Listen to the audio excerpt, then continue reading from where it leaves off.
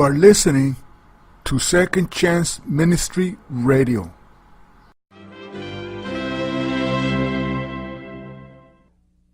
In the last lecture, we saw that for most of 2 centuries, scholars have maintained that the Gospels contain stories about Jesus that are trying to convey truths about him, but that are not historically accurate. I should point out that just because this is the consensus among scholars doesn't make it true. The only way to be convinced is to look at the surviving evidence. And scholarly opinion, even highly informed scholarly opinion, is not evidence. In this case, the evidence comes from the Gospels themselves. As we'll see, there are compelling reasons for thinking that the Gospels contain stories that cannot be historically accurate, at least historically accurate as they're narrated. In this lecture, we'll look at some of this evidence. In short, it is of 2 kinds. First, some stories are told by more than one gospel, and often there are discrepancies between their accounts. These discrepancies must indicate that the stories came to be changed at some point, and that they cannot both be accurate. Second, some of the stories are completely implausible in light of what we already know about the ancient world. Here I'm not referring to miracles, which of course by their very nature are implausible, but which I'll not discuss until a later lecture. Here I'm referring to other events that are narrated but don't appear to be historically plausible, non-miraculous events. The only way to evaluate these kinds of evidence is to engage in a detailed analysis of specific accounts. In other words, it's not good enough simply to say the Gospels contradict themselves and they're implausible. You have to look at the evidence to see whether in fact those statements are true. What I'm going to do in this lecture is look at 2 examples drawn from the stories of Jesus' birth and his death in order to show how this kind of evidence works. These aren't the only examples I could have chosen. I could have chosen a wide range of things, but I thought it would make sense to deal with accounts of the beginning of Jesus, the end of Jesus' life. I should stress that I'm not disputing the basic accuracy of these stories in general. Jesus obviously was born, and he did die. But, as we'll see, the accounts of these historical events, as narrated in the Gospels, are plagued with historical problems. I'm going to begin with the accounts of Jesus' death, and I'm going to look at 2 of the Gospel accounts of the event. I'll be looking at the earliest account we have, that found in the Gospel of Mark, and then the latest we have among our canonical Gospels, the Gospel of John. And I'm going to show that, in fact, these 2 accounts are very difficult to reconcile with one another in some of their specifics. Before showing the differences between these accounts, I should point out that there are many similarities between them, as you can see for yourself simply by reading them and jotting down the things that happen. The accounts are found in Mark chapters 14 and 15, and John chapters 18 and 19. The basic storyline is the same in the 2 Gospels. Both have the same cast of characters. We have Jesus, the Roman governor Pontius Pilate, the criminal Barabbas, the antagonistic Jewish leaders, and the easily swayed Jewish crowds. All these characters appear in both stories, and in pretty much the same relationship with one another. In both accounts, Jesus has a last meal with his disciples, after which he goes out to pray. He's then betrayed by one of the 12, Judas Iscariot, and is deserted by the other disciples. Jesus is arrested by Jewish authorities. He spends the night in prison, and then appears before Pontius Pilate, who tries to release him in both accounts, but is persuaded by the crowds to release the criminal Barabbas instead. In both narratives, Jesus is then ordered by Pilate to be executed, and he's taken off and is crucified. So there are numerous similarities between the two accounts. I'd say in broad, general outline, the skeletons of the stories are very much the same. There are, however, striking differences as well. Some of these differences could probably be reconciled with one another if one worked hard enough at it. Let me point out some of the differences between the two accounts to show how, in fact, they could be reconciled even though they're different. In other words, to say that there's a difference isn't the same thing as to say that there's a discrepancy. And so first I'm going to look at some differences that are not necessarily discrepancies, and then look at one particular aspect of the stories that does appear to be a discrepancy. So some of the differences that are not discrepancies. Mark's account indicates that Jesus, Pilate, the Jewish leaders, and the crowds are all together in one place. There's a very short trial in which Jesus speaks only 2 words in Mark's account. The words, "you say so," in Greek, "su leges," "you say so." He says this when Pilate asks him if he's the king of the Jews. The account then works as follows. Mark chapter 15, it states that as soon as it was morning, the chief priests held a consultation with the elders and the scribes and the whole council. These are the Jewish leaders. They bound Jesus, led him away, and handed him over to Pilate. Pilate asked Jesus, "Are you the king of the Jews?" Jesus answered him, "You say so." Then the chief priests accused him of many things.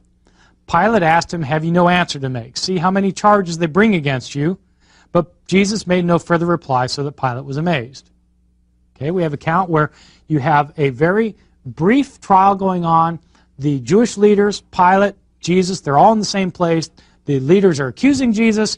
Pilate is asking him questions, and Jesus simply says, "You say so," with no further defense. As it goes on, then Pilate tries to release Jesus, but the crowds insist on Barabbas, and Pilate, in verse 15, gives in to their wishes, and after having Jesus flogged, hands Jesus over to be crucified. A very brief trial in one place where Jesus says hardly anything. This stands in some contrast with the account of Jesus' trial found in John's Gospel. John's narrative does not indicate that it's a short trial that takes place all in one location. The account is found in beginning in John chapter 18, verse 28. The Jewish leaders have brought Jesus from Caiaphas, the high priest, to Pilate's headquarters. We're told that it was early in the morning. They themselves, according to John, the Jewish leaders themselves, did not enter Pilate's headquarters so as to avoid ritual defilement and to be able to eat the Passover. The Jewish leaders refused to go into Pilate's place of residence, his headquarters, because they don't want to be defiled because they have to eat the Passover meal that evening. I'll explain the Passover meal later in this lecture. The point, though, is what this does to the trial narrative. The leaders don't go with Jesus into Pilate. They send Jesus in by himself. And from here on out, what happens in the trial is that Pilate goes back and forth between Jesus, the accused, and the Jewish leaders, the accusers. And so in verse 29, Pilate went out to the Jewish leaders and said, "What accusation to bring against him?" He has a conversation then with the Jewish leaders. Verse 33, then Pilate entered into the headquarters and summons Jesus and talks with him, which goes on for 6 verses. Afterwards, verse 38, Pilate goes outside to the Jews to talk to Jesus' accusers. Then Pilate goes back in and brings Jesus out and flogs him. Then Pilate sends him back in, and he comes back out again himself. Verse 4, talks with the accusers. Then he goes back in. Verse 9 of chapter 19, enters the headquarters and talks to Jesus again. Afterward, verse 13, he comes back out again. Pilate goes back and forth between the accusers, and the accused in conducting this trial. Moreover, in this account, rather than simply saying, "You say so," 2 words in Greek, Jesus gives 2 rather long speeches to his judge, to Pilate, on the inside, when the Jewish leaders are on the outside and don't hear these speeches. Now, my point at this stage is simply that these two narratives are fairly different in the way they've set up the trial. In one, they're all in one place, and the other, Pilate has to go back and forth inside and outside of his praetorium, his headquarters. In theory, one could argue that both accounts are accurate insofar as they go. In other words, that Mark simply didn't indicate that Jesus' judge and his accusers were in different locations, and Mark simply didn't indicate that Jesus, in fact, gave several longer replies to Pilate's question. Mark simply didn't mention these things that are found in John, and therefore you can reconcile these accounts. It's a common way to reconcile differences in the Gospels, simply to say that both Gospels are right insofar as they narrate what they do, or that if two Gospels narrate the same event but have differences, that the same event actually happened on different occasions. For example, immediately prior to this account, in Mark's Gospel, Jesus is said to have gone into the temple and driven out the money changers and those selling animals, and to cause a bit of a ruckus in the temple. According to Mark, it was right before this trial. It's what leads to his arrest. According to John, Jesus cleansed the temple, but he did it not at the very last week of his life, but at the very beginning of his life. Well, how do you reconcile these two? Well, one way to do it is to say that Jesus cleansed the temple twice, once at the beginning of his ministry and once at the end. Or, in another account, we're told, in Mark's account, we're told that Jesus predicted that when he was arrested, that his apostle Peter would deny him 3 times before the cock crowed. In another account, Jesus is said to have told Peter that he'll deny him 3 times before the cock crows twice. Well, how do you reconcile the two? Well, one way is to say is that Jesus told Peter that he'd deny him 6 times, 3 times before the cock crowed, and 3 times before it crowed twice. You can reconcile the account by saying that one or both of the Gospels didn't include all of the information. That's possibly what's going on here in the trial before Pilate. The problem is that there are other differences between Mark and John that are difficult to reconcile with one another, no matter how much one tries. In particular, there's a discrepancy over when this event takes place.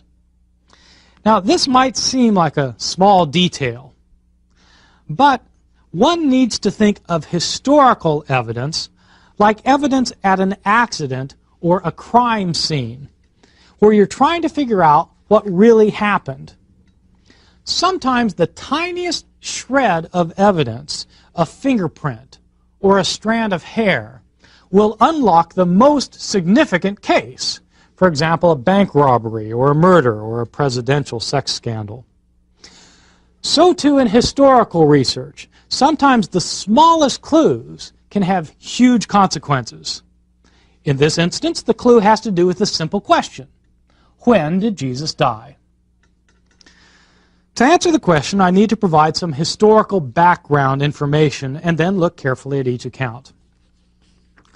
Both Mark and John indicate that Jesus died during the feast of the Passover, the annual festival celebrated by Jews in Jerusalem to commemorate the events of the Exodus.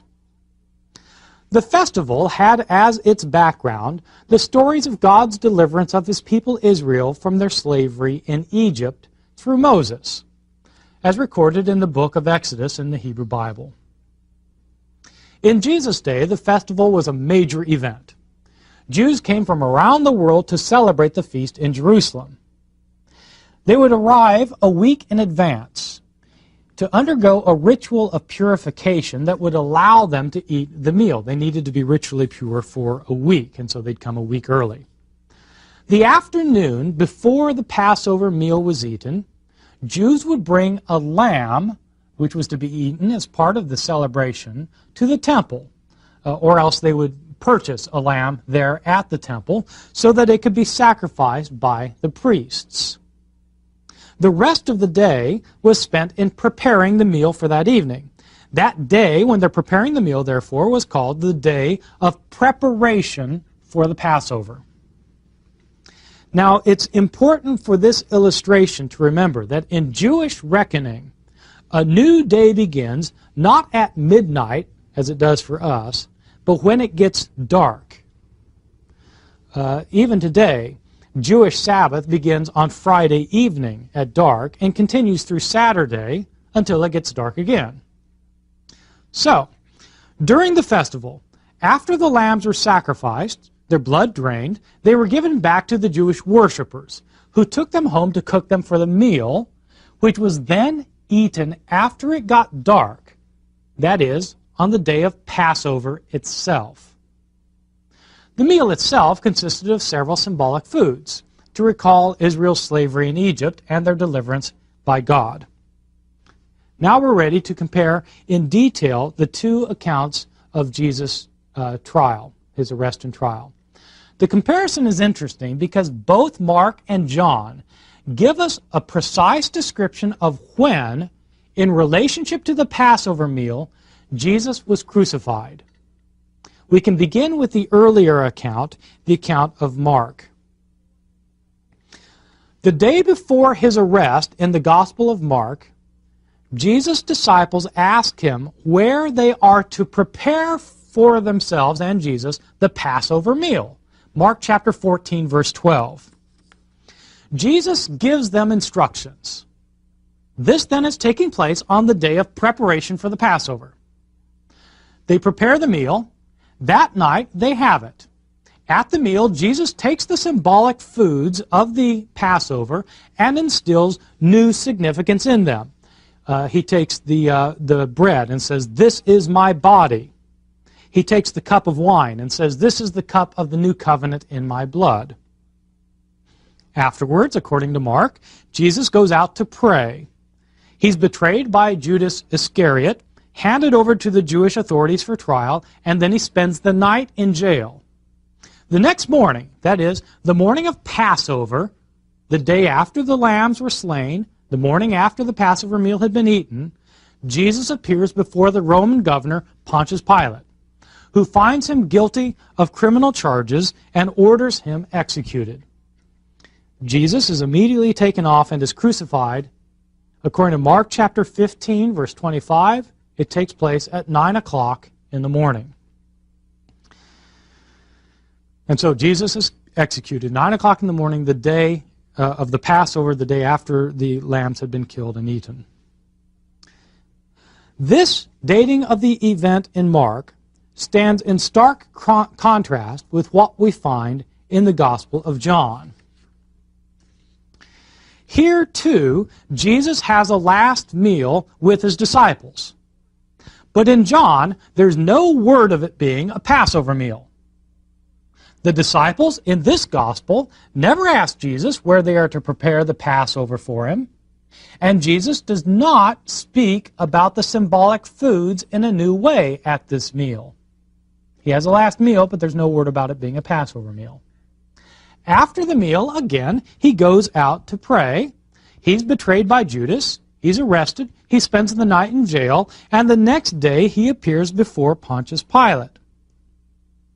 But as we've seen, we're told that the Jewish leaders, who were his accusers, refused to enter Pilate's residence because they don't want to become ritually defiled and so prevented from eating the Passover meal that evening. Chapter 18, verse 28. Eat the Passover meal that evening. Hadn't they already eaten the meal the night before? The problem is clarified at the end of Jesus' trial when we're told exactly when he was condemned and led off to be executed. John chapter 19, verse 14. Pilate pronounces his condemnation of Jesus, and we're told, "Now it was the day of preparation for the Passover, and it was about noon." The day of preparation for the Passover? How could it be the day of preparation? According to Mark's Gospel, Jesus lived through that day, had the Passover meal with his disciples that evening, and was put on the cross the next morning, on the day of Passover itself. In John's Gospel, though, Jesus was executed before the meal even began. It's probably impossible to reconcile this discrepancy if you want to explain how both accounts can be historically accurate. Jesus is killed at a different time on a different day in John than in the Synoptics. But it is possible to explain why the discrepancy came about. The Gospel of John is the only gospel of the New Testament that explicitly identifies Jesus himself as, quote, the Lamb of God who takes away the sins of the world. These are the words of John the Baptist in John chapter 1, verse 29. He says the same thing 7 verses later. Behold, the Lamb of God. This is also the only gospel in which Jesus is said to die on the afternoon of the day before the Passover, precisely when the lambs were being slaughtered. In the judgment of most scholars, it appears that John has changed a historical datum in order to make a theological point. That is to say, that he's changed the day and the hour of Jesus' death precisely to show that Jesus really was the Lamb of God, who was slain on the same day and at the same hour and at the hands of the same people, the chief priests, who slew the Passover lambs. This is one kind of evidence to suggest that the Gospels contain some accounts that cannot be historically accurate, at least in all their details. See, because John and Mark can't be reconciled on these terms, even though you can explain why you have the discrepancy. Dozens of this kind of discrepancy could be discussed from the New Testament Gospels. Here, though, I'll just look at one other account, accounts of Jesus' birth. The stories of Jesus' birth are found in our two other Gospels, Matthew and Luke. These accounts also are historically problematic. Again, in the accounts of Jesus' birth, there are some basic similarities. In both Matthew and Luke, Jesus is born to the Virgin Mary in Bethlehem.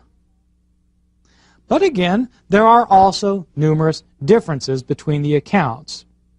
In this case, there are probably more differences than similarities, although again, a number of the differences are not actually discrepancies.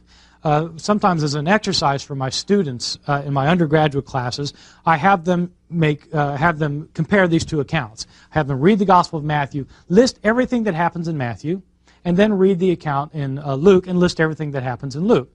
What is remarkable is that the lists are almost completely different from one another, so that the Christmas story that we hear every December, in fact, is a conflation of the two accounts, so that the stories of one and the stories of the other are put together so that we have one big account, whereas the Gospels themselves provide two different sets of stories.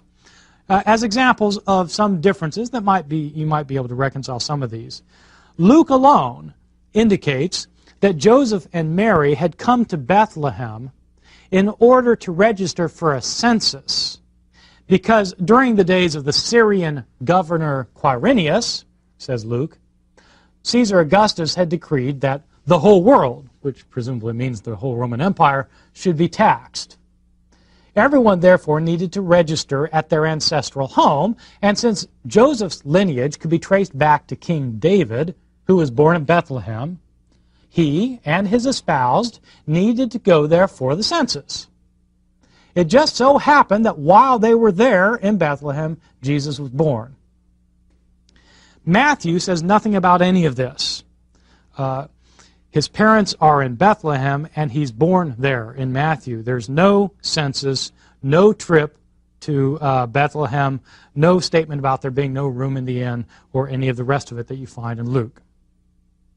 Luke alone mentions the shepherds who come to worship the infant Jesus. Matthew alone mentions the wise men who followed the star that stood over the house where Jesus lay.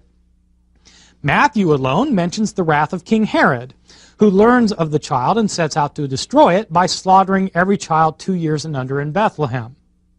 And Matthew alone indicates that Joseph and Mary escaped in time by fleeing to Egypt, where they stayed until Herod died, and then returned only to relocate in Nazareth in order to avoid the wrath of Herod's son, who is now ruling.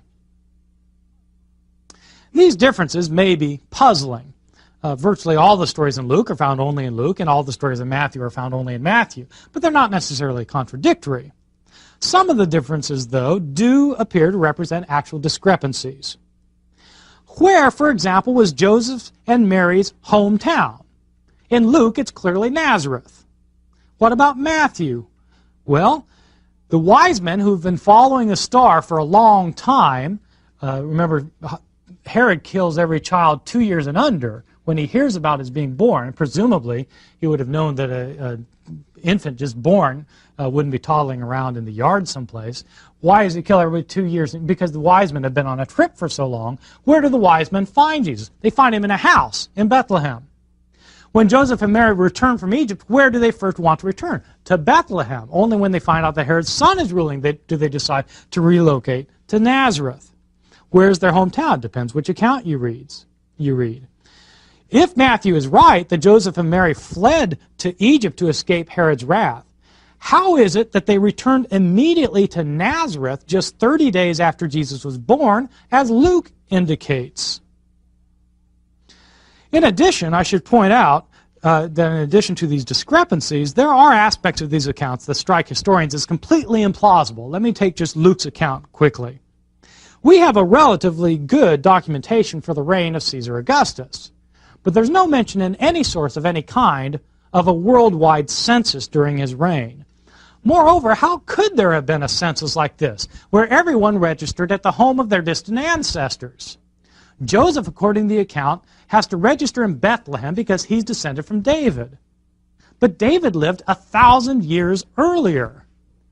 Everyone in the empire is going to the home of their ancestors from 1,000 years earlier? How would they know where to go? If we had a census like that today, where would you go? Imagine the mass migrations involved.